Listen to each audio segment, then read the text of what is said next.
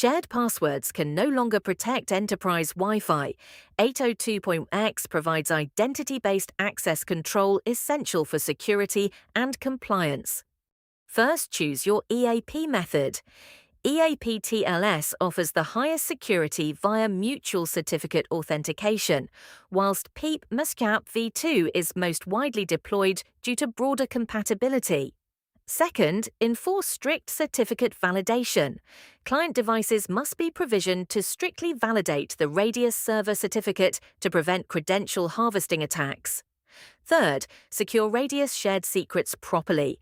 They must be complex, unique per access point, and rotated regularly. Fourth, segment traffic with dynamic VLANs.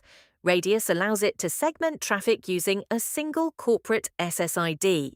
Fifth, separate corporate and guest networks.